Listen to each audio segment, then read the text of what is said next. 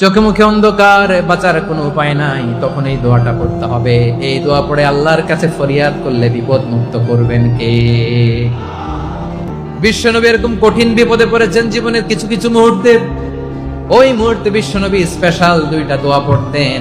এই দোয়াগুলো আপনাদেরকে জানিয়ে দেয়। বিশ্বনবী বলেন, কঠিনতম বিপদে যখন পড়বা, দেয়ালে পিঠ থেকে যায়, চোখে মুখে অন্ধকার, বাঁচার কোনো উপায় নাই, তখন পড়বা লা ইলাহা ইল্লা আনতা সুবহানাকা ইন্নী কুনতু মিনাজ জালিমিন।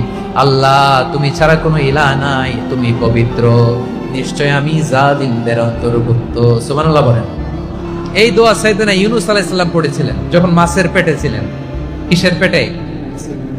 এবং অনেক মুফাসসিরিন একরাম বলেছেন, অনেক আহলুল ইলমরা বলেছেন, এটা হচ্ছে ইসমে আজম। ইসমে আজম এমন দোয়া যেটা দিয়ে দোয়া করলে আল্লাহ দোয়া কবুল করে, কিন্তু এটা কোনটা, এটা নিয়ে ইখতিলাফ আছে। কোন আহলুল ইলম বলেন এই লা ইলাহা ইল্লা আনতা সুবহানাকা ইন্নী কুনতু মিনাজ জালিমিন, এটা হচ্ছে ইসমে আজম। সাইয়েদনা ইউনূস আলাইহিস সালাম পড়েছেন। আপনারা